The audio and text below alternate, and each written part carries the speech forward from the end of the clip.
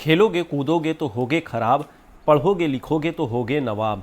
ये कहावत आज की डेट में 2023 में सही नहीं बैठती है।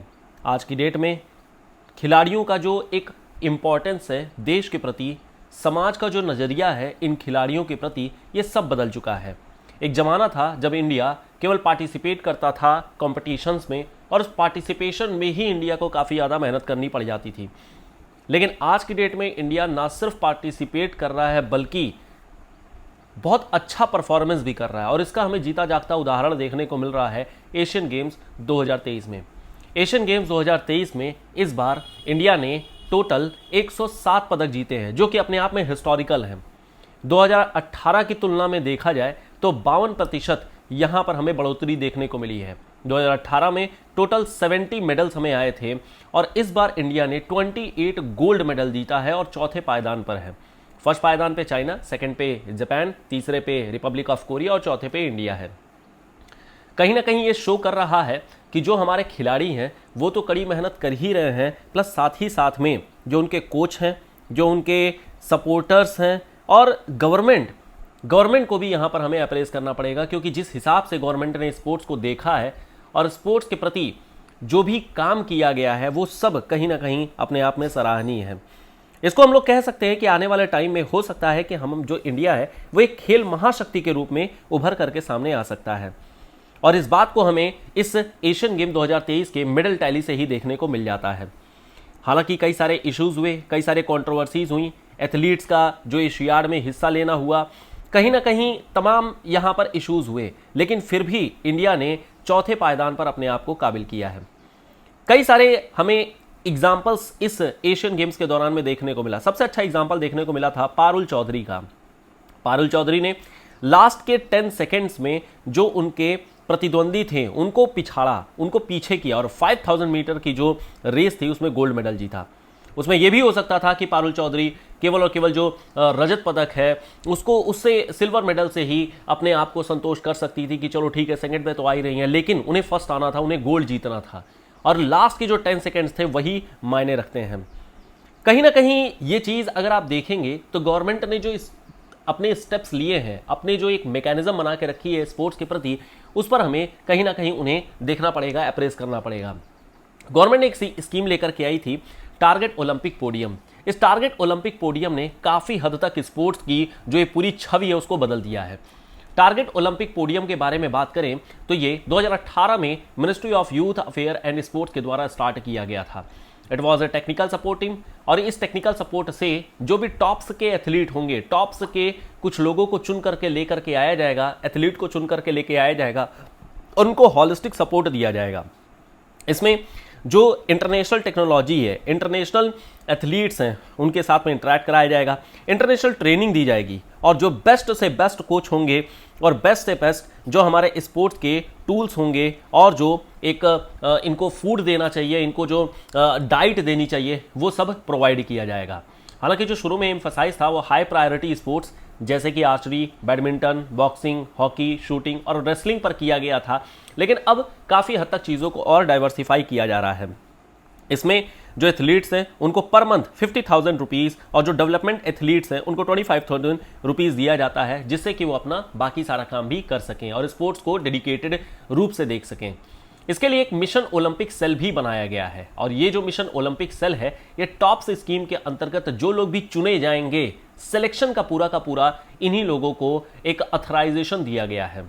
जो हमारे इस मिशन ओलंपिक सेल है, इस मिशन ओलंपिक सेल के जो चेयरमैन है वो DG of sports authority of India होंगे। इसके अलावा यहाँ पर एक फंड भी है, नेशनल स्पोर्ट्स डेवलपमेंट फंड, और इस नेशनल डेवलपमेंट स्पोर्ट्स फंड के अंतर्गत स्पोर्ट्स और गेम में प्रमोशन के लिए यहाँ पर फंड दिया जाता है। ये जो नेशनल स्पोर्ट्स डेवलपमेंट फंड है, this has been vital in the working of TOPS across discipline. इसने काफ़ी हद तक चीज़ों को बदल दिया, लेकिन अब यहाँ पर दिक्कत ये आ रही थी कि जो हमारे आसपास में जितने भी हमारे स्पोर्ट्स पर्सन हैं उनको किस तरीके से टॉप्स के अंतर्गत लेके आया जाए, क्योंकि अगर आप देखेंगे तो हमारे गली मोहल्ले, समाज और ना सिर्फ बड़े शहरों में बल्कि छोटे शहरों में भी कई सारे स्पोर्ट्स पर्सन हैं जो कि काफ़ी अच्छा परफॉर्मेंस करते हैं। उनको आखिर में स्टॉप्स के अंतर्गत तक किस तरीके से ले आया जाए, कैसे आइडेंटिफाई किया जाए और कैसे ये जो हमारे छोटे शहरों के जो स्पोर्ट्स पर्सन है जहां पर शायद स्पोर्ट्स को उतनी इंपॉर्टेंस नहीं दी जाती है, कैसे उनको रिकॉग्नाइज किया जाए। और इसके लिए यहां पर एक स्कीम निकाली गई, खेलो इंडिया। खेलो इंडिया टॉप्स तक ले आने के लिए एक स्कीम है जहां पर ग्रास रूट लेवल पर लोगों को आइडेंटिफाई किया जाता है और आइडेंटिफाई करने के बाद में उन्हें ट्रेन किया जाता है और ट्रेन करने के बाद में फिर अल्टीमेटली इन्हें टॉप्स के अंतर्गत लेकर के आया जाता है। खेलो इंडिया ये 2017 में शुरू किया गया था और जमीनी स्तर के जो भी यहां पर टैलेंटेड स्पोर्ट्समैन हैं उनको लेकर के आया जाता है। इस बार इनफैक्ट जो एशियन गेम्स हुआ था उसमें भी कई सारे खेलो इंडिया स्कीम के अंतर्गत जो भी स्पोर्ट्स पर्सन ट्रेन किए गए थे उनको लेकर के आया गया था। कई सारे हमारे यूथ हैं और इन यूथ को ही आइडेंटिफाई करना हमारे लिए इंपॉर्टेंट था। हालांकि इससे पहले कई सारी स्कीम थी, जैसे राजीव गांधी खेल अभियान हो गया, sports urban sports infrastructure scheme, national sports talent search scheme, ये सभी को एक साथ मर्ज करके Khelo India national programme for development of sports बना दिया गया था। समय समय पर इसको रिवैम्प भी किया गया है और ये ministry of youth affair and sports के द्वारा ये संचालित होता है, देखा जाता है। इसका मेन ऑब्जेक्टिव है mass participation and promotion of excellence in sports. हालांकि इसके 12 वर्टिकल्स हैं, अलग अलग इसके वर्टिकल्स हैं जहां पर अलग अलग चीजों के बारे में बताया जाता है। तो ग्रास रूट को आइडेंटिफाई करने के लिए ये 12 वर्टिकल्स काफी इंपॉर्टेंट रोल प्ले करते हैं। इसके अंतर्गत खेलो इंडिया के अंतर्गत यूनिवर्सिटी गेम्स होते हैं, यूथ गेम्स होते हैं और विंटर गेम्स होते हैं, जिससे कि जो हमारे ग्रास रूट लेवल के जो स्पोर्ट्स पर्सन है उनको आइडेंटिफाई किया जाता है और उनको ट्रेन किया जाता है। इसका हेडक्वार्टर जवाहरलाल नेहरू जो हमारा स्टेडियम है वहां पर है।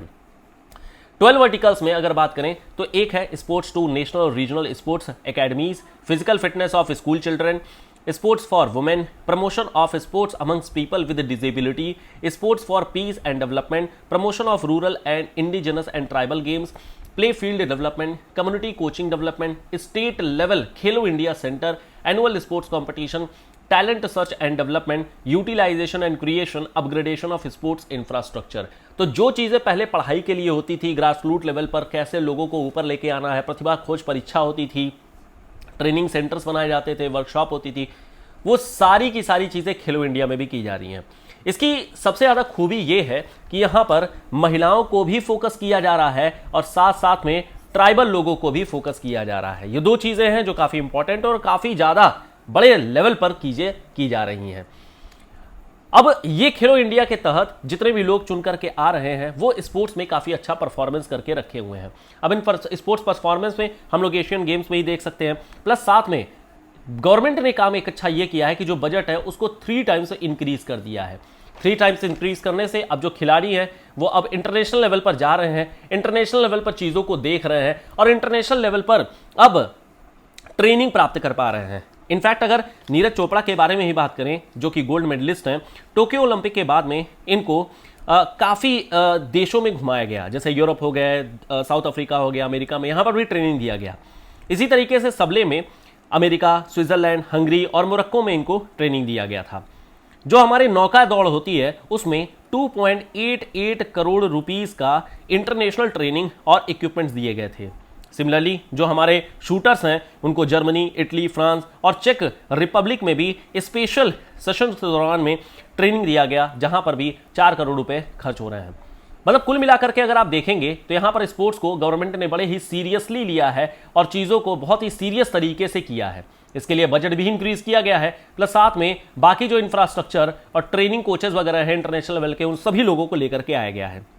इन सब के अलावा मोटिवेशन के लिए, क्योंकि मोटिवेशन काफ़ी इंपॉर्टेंट होता है और एनर्जी संचारित करने के लिए काफ़ी ज़रूरी होता है, तो एनर्जी देने के लिए, मोटिवेट करने के लिए जो हमारे प्राइम मिनिस्टर हैं वो भी लगातार जो हमारे स्पोर्ट्स पर्सन हैं उनके साथ में संवाद करते रहते हैं, कम्युनिकेट करते रहते हैं। हार हो या जीत हो, प्रधानमंत्री उनसे हमेशा मिलते हैं, मीटिंग्स बुलाते हैं, इसके अलावा डिनर वगैरह पे इनवाइट किया जाता है। तमाम आप लोग न्यूज़पेपर में देखते रहे होंगे। तो इससे उनका एक बिलीफ होता है, अपने आप में कॉन्फिडेंस होता है और कहीं ना कहीं इनको अब यकीन हो गया जो हमारे स्पोर्ट्स पर्सन है कि हम जब बाहर जा रहे हैं तो हम अकेले नहीं जा रहे हैं बल्कि हमारे साथ में इंडिया जा रहा है। जो चीयरिंग मिलती है, जो लोगों का एक विश्वास मिलता है, वही एक स्पोर्ट्स पर्सन के लिए काफ़ी इंपॉर्टेंट है। तो ये था हमारे आज की सेशन में कि आखिर में इंडिया किस तरीके से आगे एक महाशक्ति बनते आ रहा है स्पोर्ट्स को लेकर के, किस तरीके से गवर्नमेंट ने काम किया है और आगे किस तरीके से चीज़ों को हम लोग देख सकते हैं। तो this was all about the thing. तो यहाँ पर हम लोग स्टॉप करेंगे। बाकी सोशल मीडिया चैनल्स के लिंक यहाँ पर दिए गए हैं। मिलेंगे नेक्स्ट वीडियो में। Till then goodbye, thank you so much, bye bye.